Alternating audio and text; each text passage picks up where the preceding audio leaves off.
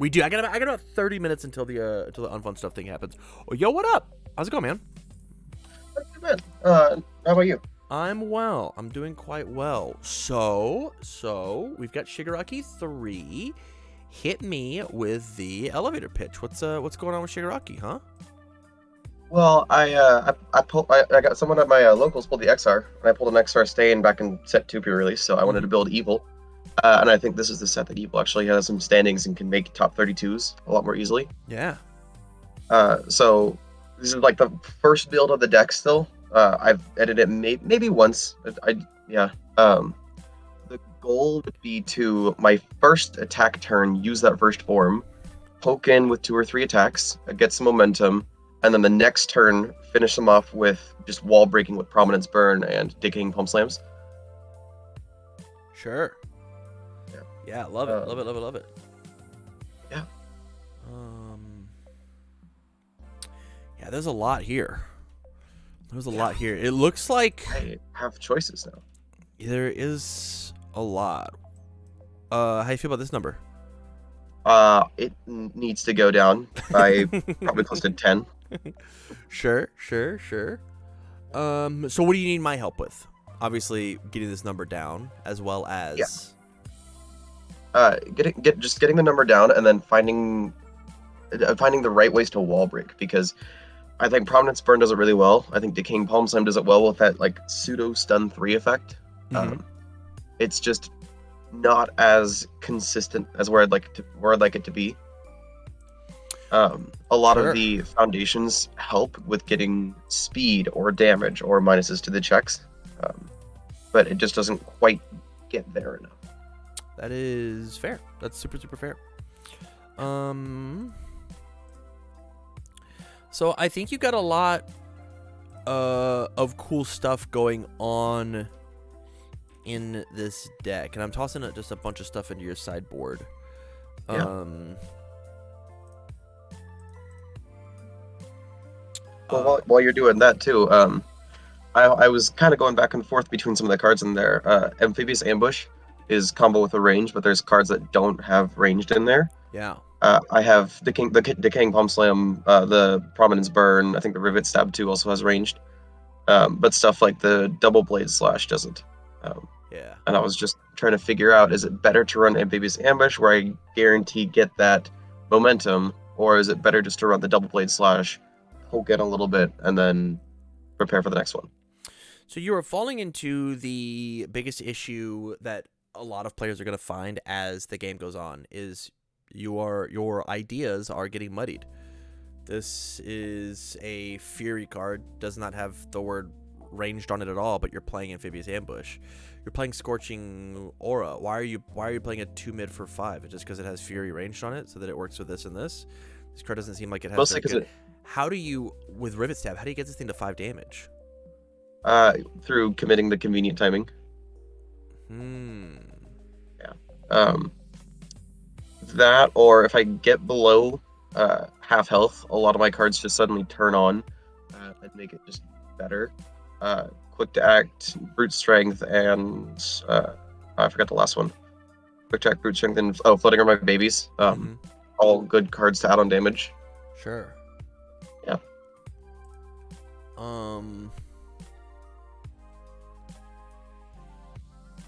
That is fair. That is super fair. Yeah. And I do think in the Typhoon holds a lot of standing in Shigaraki, because you can draw 2 to 3 cards on both turns. Yeah, I like that a lot. I think that's very inspired. Let's look at that. And then this, and then this. What's that?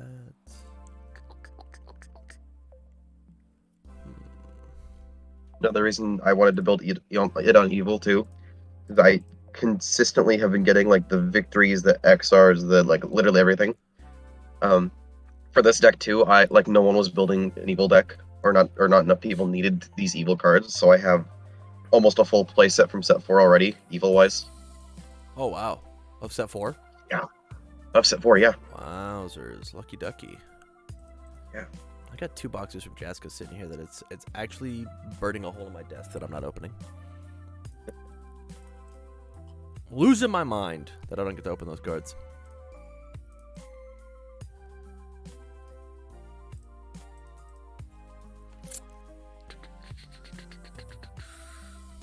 Okay.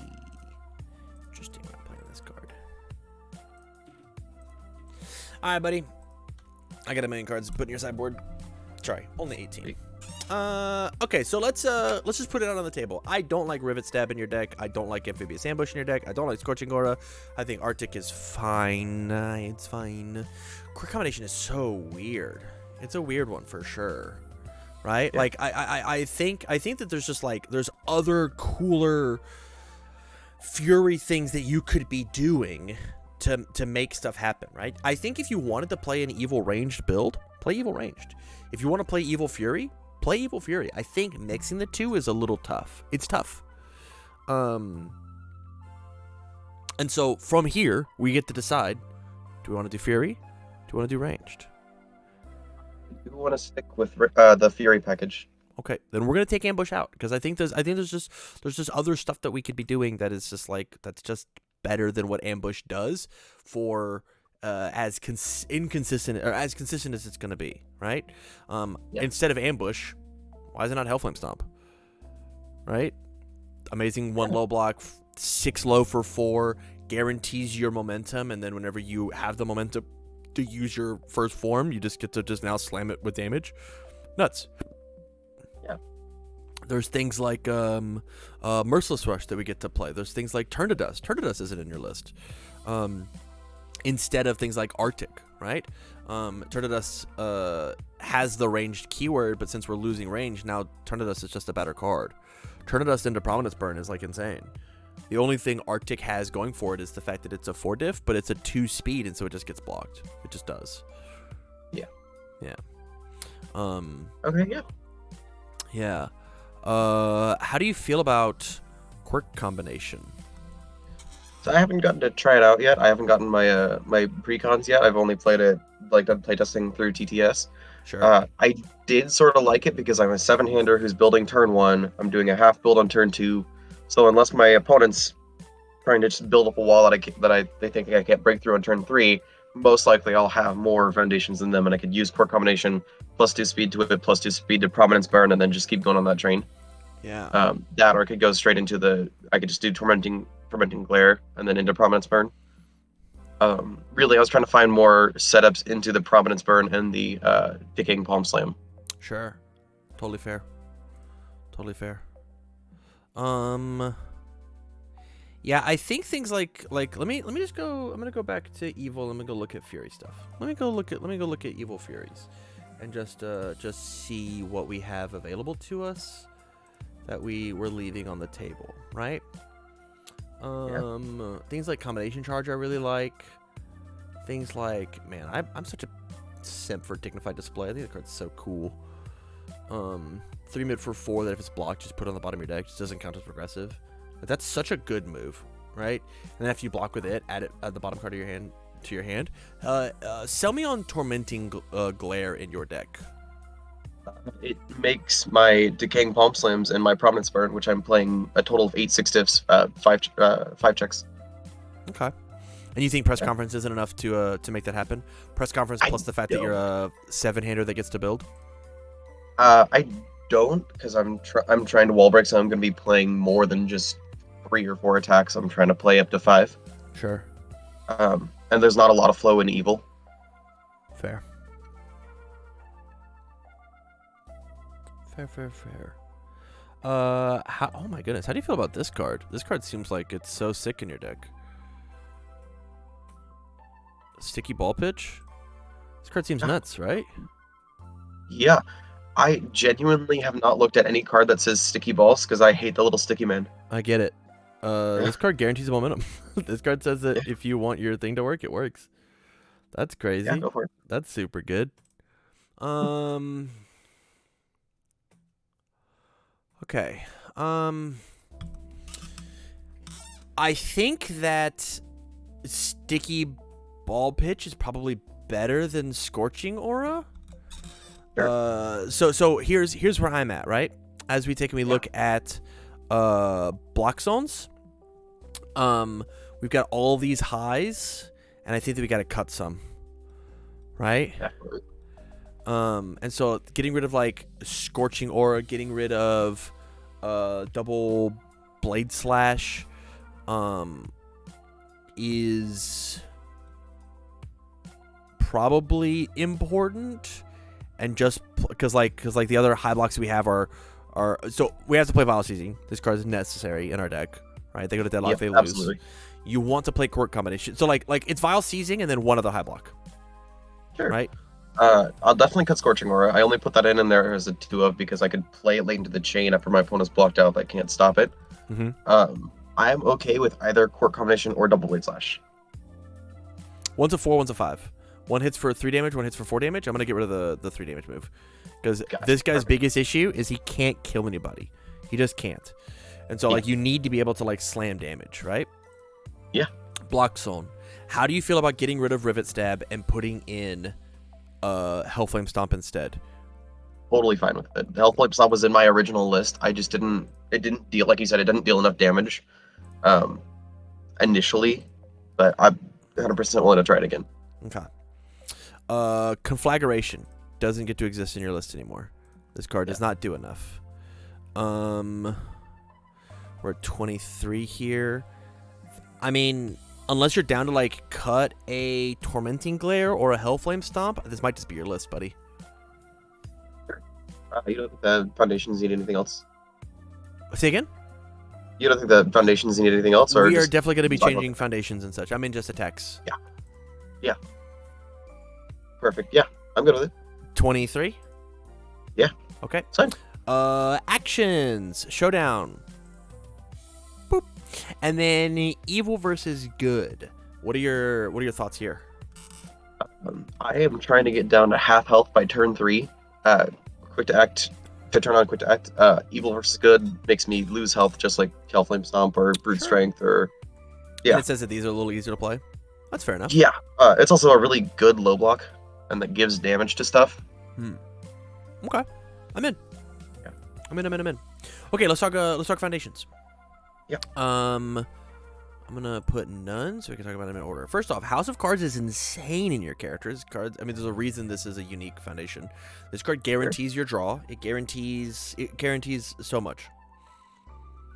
Mastermind Apprentice is, I'll say it on record, the best lock breaker that exists under these 3 symbols. I think making my opponent stun 1 on all their moves is very good. It's incredible whenever you first form. You're once per game. It's nuts. It's absolutely correct. It says that all your moves get +2 speed. Every single one of them. So not only they have minus the stats, but now they've got +2 speed. Every single move. This is how you break your walls. Yeah.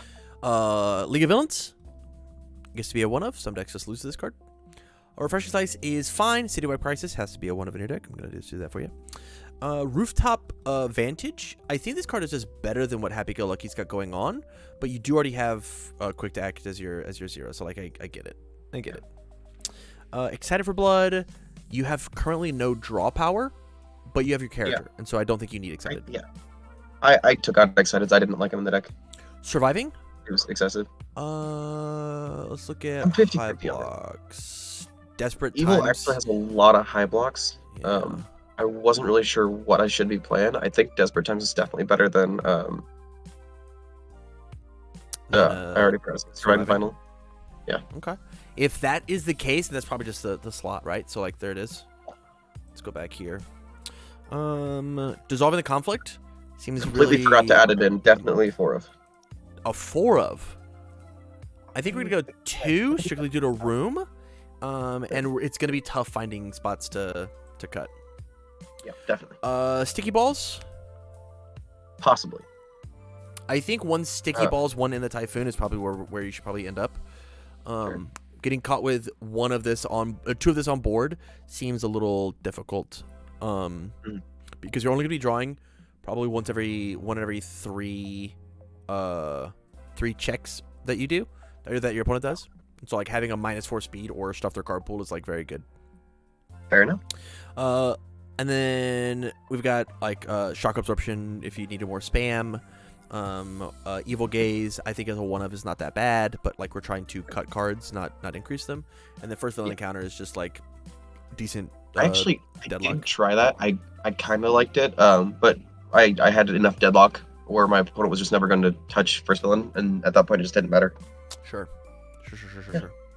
Okay, so from here, 72, we've got 23, which means we can go up to 69 cards in order to be book. So we could cut 3 cards, and this deck would be book, right? Yeah. So my question is what here needs to get cut? Let's look at our block zones again. Our block zones are all even, so there's no obvious discrepancy there, right? It could be something along the lines of like we could cut 1 full-on attack mode, and that's like that's without us adding anything here. Was there anything in this list that you were like, oh, this needs to be in the list? Obviously, we talked about dissolving. I don't think so. I'm almost certain I'm gonna need at least 3 dissolvings.